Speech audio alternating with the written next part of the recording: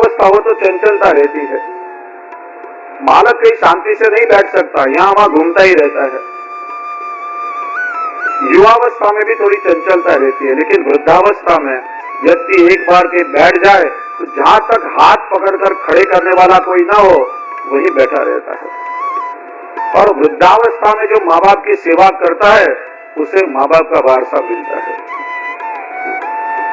देखिए, हमारे यहाँ गुजरात के जो किसान होते हैं ना, बड़े चालाक होते हैं, बड़े पढ़े लिखे ना हो लेकिन अनुभवी हैं। 25 बीघा जमीन होती है और 4 बेटे होते हैं, तो 5 बेटों को अपनी हाजिरी में 5-5 बीघा जमीन दे देते हैं और 5 बीघा मरण मूड़ी के तौर पर अपने पास रखते हैं और व्हील में लिखते हैं कि जो बेटा हमारी माँ बाप की सेवा करेगा उसको यह 5 बीघा जमीन मिलेगी।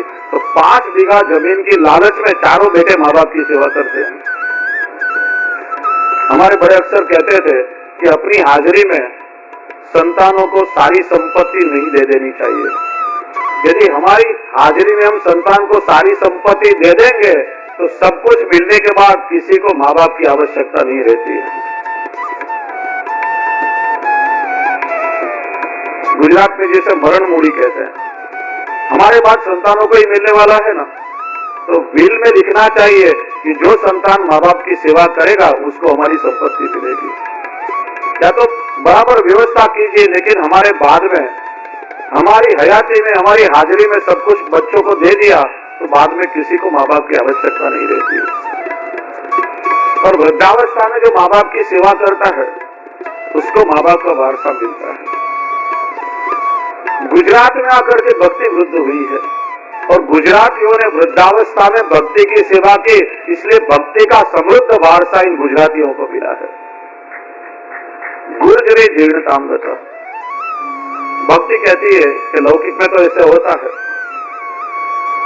मां वृद्ध होती है और उसके संतान युवान होते हैं, लेकिन यहाँ वृंदावन में मैं आई तो यहाँ करके मैं युवान हो गई और मेरे दोनों बेटे ज्ञान और वैराग्य वृद्ध हो गए। नारद जी ने कहा, देखो भक्ति, यह ब्रज की भूमि है, यह वृंदावन है। धन्यम वृंदावनम तेन भक्ति नृत्यति यत्र च। यहाँ ब्रज में ज्ञान और वैराग्य की आवश्यकता ही नहीं है, यहाँ तो सर्वत्र भक्ति का साम्राज्य है। जहां ब्रज में प्रभु की लीला हुई है। और कलयुग में वैसे भी ज्ञान और वैराग्य वहां तक टिक पाता है जहां तक कोई विषय दिखाई नहीं दिया। बड़े बड़े ज्ञान और वैराग्य की बातें करने वाले जब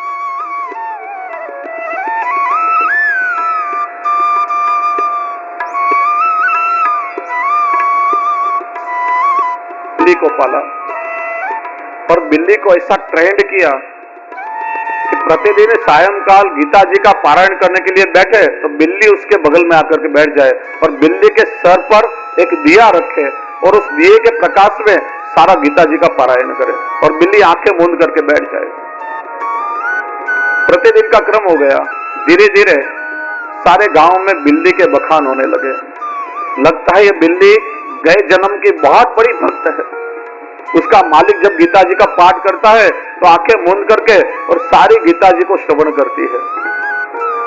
धीरे धीरे बिल्ली पूजने लगी। लोग कोई दूध लाने लगे, कोई मिठाई लाने लगे, लोग भेंट चढ़ावा चढ़ाने लगे। बिल्ली की जय जयकार होने लगी। गांव में एक बुद्धिशाली व्यक्ति रहता था, उसने भी बिल्ली के बखान सुने। वह भी बिल्ली के दर्शन करने गया, लेकिन साथ में एक छोटी सी चूहिया पकड़ कर ले गया। शाम को उसका मालिक आकर के बैठा, सर पर दिया रखा, बिल्ली आंखें मूंद करके चुपचाप बैठ गई। गीता जी का पाठ शुरू हुआ। सारे लोग बिल्ली का जय जयकार करने लगे। चुपचाप आदमी ने जेब में से चूही निकाल के छोड़ी और जहां चूही पर नजर गिरी सारा वैराग्य अदृश्य हो गया। दिए को गिरा करके बिल्ली चूहे के पीछे भागी। कहते कलयुग में ज्ञान और वैराग्य वहां तक टिक पाता है जहां तक कोई विषय दिखाई नहीं दिया। और भक्ति यह तो वृंदावन की भूमि है, यहां ज्ञान और वैराग्य की आवश्यकता ही नहीं है। यहां तो चारों तरफ भगवान की लीला का अनुभव है। कहते हैं ना, मीराबाई वृंदावन के एक मंदिर में गए, थोड़े साधु सन्यासी वहां ठहरे हुए थे। अंदर से किसी ने कहा, बाहर निकल जाओ, हम साधु हैं, हम स्त्रियों का मुंह भी नहीं देखते हैं। मीराबाई ने उत्तर दिया, मुझे आज पता चला कि वृंदावन में दूसरा भी कोई पुरुष है। मैं तो समझती थी कि यहाँ तो केवल मेरा कृष्ण पुरुष है और बाकी सारी कृष्ण की गोपियां। यहाँ ब्रज में दूसरा पुरुष कहां से आया? ये भक्ति है तो ब्रज की भूमि का प्रभाव है। यहां करके तुम युवान हो गई। याद करो अपने स्वरूप को कि भगवान ने मुक्ति को भी तुम्हारी दासी बनाकर तुम्हारी सेवा में रखा है, और तुम्हारे पुत्र ज्ञान और वैराग्य वृद्ध हो गए। ये काल का कलयुग का प्रभाव है। कलयुग में आज ज्ञान और वैराग्य का कोई महत्व नहीं रहा है। भक्त ने नारद जी से पूछा कि आप कहते हो कि कलयुग के आने से लोगों में बिल्कुल सत्व नहीं रहा है, तो परीक्षित ने कलयुग को अपने राज्य में आश्रय क्यों दिया? परीक्षित चाहता तो उसी समय कलयुग को मार सकता था। नारद जी ने कहा, देखो भक्ति परीक्षित भगवदीय है, और भगवदियों की दृष्टि हमेशा अच्छाई को ढूंढती है। कोई चीज में लाख बुराई हो लेकिन उसमें कोई न कोई अच्छाई अवश्य रहती है। बंद पड़ी हुई घड़ी होती है ना, वह भी दिन में 2 बार तो सही समय बताती है। परीक्षित ने देखा कि कलयुग के अनेक दोष है, लेकिन कलयुग का सबसे बड़ा गुण है यत् फलम नास्ति तपसा न योगेन समाधिना तत्फलम लभते सम्यक कलौ केशव कीर्तनात्। सतयुग, त्रेतायुग, द्वापर युग में जो फल बड़े बड़े यज्ञों का यजन करने से, तीर्थ यात्रा, दान दक्षिणा करने से, साधना करने से जो फल मिलता था, कलयुग में केवल भगवान श्री कृष्ण का नाम लेने से प्राप्त हो जाता है। कलयुग केवल नाम आधारा, सुमिर सुमिर भव उतरहु पारा। कलयुग में भव सागर से तैरने के लिए प्रभु के नाम का आश्रय ही सबसे बड़ा आश्रय है। यह बात जो हम लोग सुनते हैं ना, बड़े राजी हो जाते हैं, कुछ करने की आवश्यकता नहीं है, लेकिन यहां सावधान किया है। यह बात सही है कि कलयुग में भगवान का नाम लेने से जीव का उद्धार हो जाता है, लेकिन भगवान का नाम लेकर के तो देखो, उसमें भी इतनी सरलता नहीं रहेगी। शाम को 9 से 11 टीवी में सीरियल देखा, सोचा कि सोने से पहले 2-4 मालाएं कर लें। जहां हाथ में माला उठाई, सोते हुए बच्चे जाकर के रोने लगते हैं। अचानक डोरबेल बजती है, मोबाइल की घंटियां बजनी शुरू हो जाती है। तब लगता है कि 2 घंटे तक टीवी के सामने बैठे थे, कितने निश्चिंत थे, कोई डिस्टर्बेंस नहीं था। जहां लौकिक काम करने का विचार मन में आया, सारी बातें अनुकूल हो जाएगी, और जहां प्रभु की सेवा स्मरण करने का विचार आया, तरह तरह की प्रतिकूलताएं शुरू हो जाती है। कलयुग में प्रभु का नाम लेने में भी इतनी सरलता नहीं रहती है, लेकिन कलयुग में प्रभु के नाम का आधार सबसे बड़ा आधार है। बड़ा सुंदर प्रसंग है महाभारत का। युधिष्ठिर ने भगवान श्री कृष्ण से पूछा कि भगवान, बार बार आप हमें सावधान कर रहे हो, सावधान हो जाओ, थोड़े समय में कलयुग प्रारंभ हो जाएगा, मेरे स्वधाम जाने के बाद कलयुग शुरू हो जाएगा, अपने आप को संभाल लो अभी से। लेकिन प्रभु, कलयुग प्रारंभ होगा तो हमें पता कैसे चलेगा कि कलयुग शुरू हो गया है? कलयुग में ऐसा क्या होगा, आप कृपा करके बताइए। भगवान श्री कृष्ण ने कहा, एक काम करो, 5 भाई नगरचर्या करने के लिए निकलो, बाहर घूमने के लिए निकलो। जो भी बात तुम्हें आश्चर्यकारक दिखाई दे उसे लिख लेना, और सायंकाल 5 भाई आकर के महल में मुझसे मिलना, फिर हम चर्चा करेंगे। 5 भाई नगरचर्या करने के लिए निकले।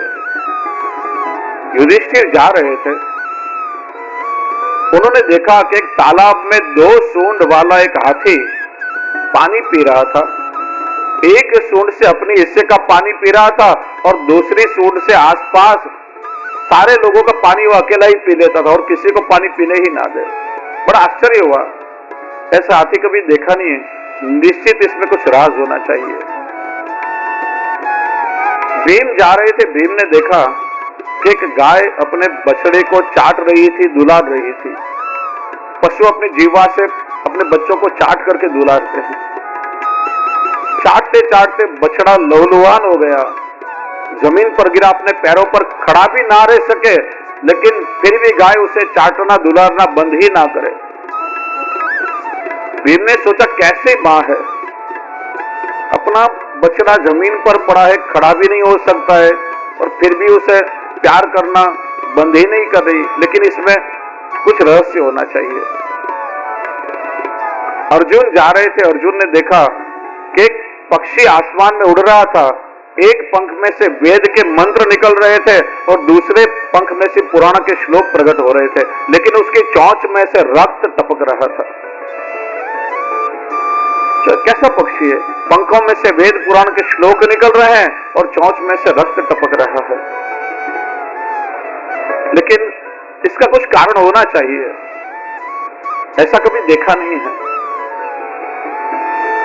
नकुल जा रहे थे, उन्होंने देखा कि एक स्थान पर बाजू बाजू में 5 कुएं थे, 3 कुओं में पानी छलक रहा था, एक कुआं आधा सूखा था और आखिरी जो कुआं था उसका तलवा दिखाई दे रहा था, बिल्कुल सूखा था। सोचा जमीन पर एक ही स्तर पर 5 कुएं हैं तो पांचों में पानी समान होना चाहिए, तीनों में तो पानी छलक रहा है, एक आधा एक बिल्कुल सूखा है, लेकिन इसमें कुछ राज छिपा हुआ है।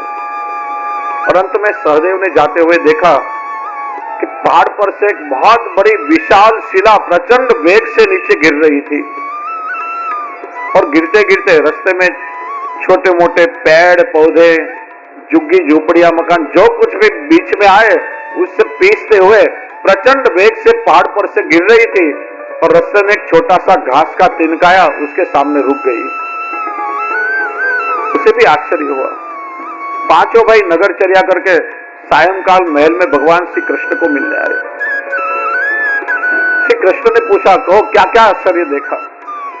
भीम ने कहा, महाराज मैंने देखा कि 2 सूंड वाला एक हाथी जलाशय में पानी पी रहा था, एक सूंड से अपने हिस्से का पानी पी रहा था और दूसरी सूंड से आसपास सारे लोगों का पानी खुद ही पी लेता और किसी को पानी पीने ही ना दे। भगवान ने कहा, यह सारे कलयुग के राजनेता, कलयुग में ऐसे राजा होंगे जो अपने अधिकार का तो खाएंगे, लेकिन समाज में दूसरों के अधिकार का भी खुद खा जाएंगे और किसी को खाने ही नहीं देंगे। ऐसे राजा कलयुग में होंगे। भीम से पूछा, भीम ने कहा कि मैंने देखा कि गाय अपने बछड़े को दुलार रही थी, चाट रही थी, प्यार कर रही थी, और चाटते चाटते बछड़ा लहूलुहान होकर के जमीन पर गिरा, पैर पर खड़ा भी ना रह सके, फिर भी गाय उसे दुलारना बंद ही ना करे। भगवान ने कहा, यह कलयुग के माँ बाप कारण बिना अपने बच्चों को इतना प्यार करेंगे, इतना प्यार करेंगे, बच्चे माँ बाप के कहने में भी नहीं रहेंगे। कोई गलत काम करके आएंगे तो उसे टोकने के बदले और उनका समर्थन करेंगे। बच्चे अपने पैर पे भी नहीं खड़े रह सकेंगे, बच्चे बिल्कुल निर्माल्य हो जाएंगे, तो भी माँ बाप कारण बिना उससे प्यार करते ही रहेंगे।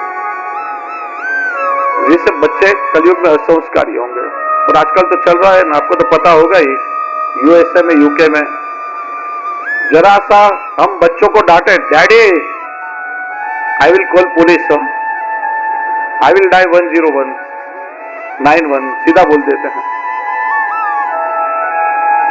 आप देखिए आजकल स्कूल में शिक्षक भी बच्चों को कुछ नहीं बोल सकते हैं, जिसको जो मन में आवे वैसा कर रहा है। कलयुग का प्रभाव है। अर्जुन से पूछा, अर्जुन ने कहा, मैंने देखा एक पंछी आसमान में उड़ रहा है, एक पंख में से वेद के मंत्र प्रकट हो रहे हैं, दूसरे पंख में से पुराण के श्लोक निकल रहे हैं, लेकिन उसकी चोंच में से रक्त टपक रहा है। भगवान ने कहा, यह सारे कलयुग के बुद्धिजीवी, डॉक्टर, इंजीनियर, वकील, धर्म के उपदेशक अपने ज्ञान का उपयोग समाज का खून चूसने के लिए करेंगे। सहदेव से पूछा, तुमने क्या देखा? नकुल से पूछा, क्या देखा? मैंने देखा कि एक ही स्थान पर 5 कुएं थे बाजू बाजू में। 3 कुओं में पानी छलक रहा था, ऊपर तक भरे हुए थे। एक कुआं आधा खाली था और एक में बिल्कुल पानी नहीं था, सूखा था। श्री कृष्ण का यह कलयुग की समाज व्यवस्था।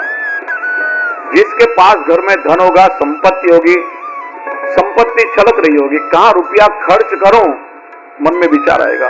एक वर्ग समाज में ऐसा होगा जो परिश्रम करके अपनी रोजी रोटी कमा लेगा, और एक वर्ग समाज में ऐसा भी होगा कि शाम को खाना घर में यदि पके तो रात को चूल्हा जला करके क्या पकाए उसका प्रश्न होगा।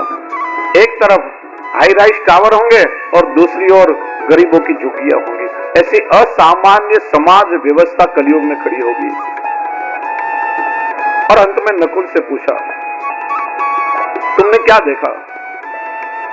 महाराज, मैंने देखा एक बहुत बड़ी विशाल शिला पहाड़ पर से गिर रही थी।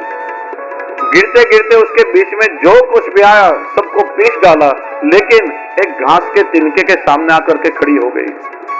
भगवान ने कहा, वह जो बड़ी शिला पहाड़ पर से गिर रही थी वह था कलयुग का काल का प्रभाव। किसी में सामर्थ्य नहीं है कि इस काल के प्रभाव को रोक सके। जो उसके बीच में आ जाए उसी को पीसता हुआ निकल जाए। लेकिन वह जो तिनका था जिसके सामने वह शिला रुक गई, वह था कृष्ण का नाम। काल को रोकने का सामर्थ्य यदि किसी में है तो वह प्रभु के नाम में है। कलौ केशव कीर्तनाथ। कलयुग में भवसागर तैरने का सबसे बड़ा साधन प्रभु का नाम है। और यह काल का प्रभाव परीक्षित ने देखा। जहां लोग दुष्कर साधन नहीं कर सकेंगे, प्रभु का नाम लेने से जीव का उद्धार हो जाएगा। यह काल का प्रभाव देख करके और परीक्षित ने कलयुग को अपने राज्य में आश्रय दिया। महाराज, कृपा करके मुझे बताइए कि मेरे कष्ट की निवृत्ति कैसे हो? नारद जी के मन में चिंता है भक्ति, ज्ञान और वैराग्य के कष्ट को दूर करने की। संत कभी अपने दुख में दुखी नहीं होते हैं। संत को यदि कोई बात का दुख है तो अन्य के दुख के निवारण का।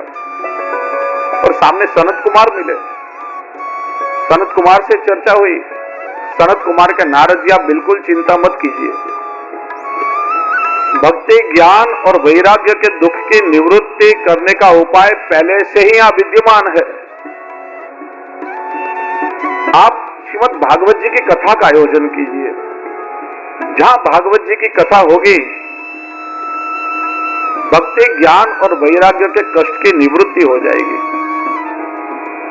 नारद जी ने कहा, आप कहते हो कि भागवत की कथा सुनने से भक्ति के कष्ट की निवृत्ति हो जाएगी, लेकिन जहां तक मैं जानता हूं, वेद, उपनिषद, भगवत गीता, इन सभी का सार तो श्रीमद् भागवत है।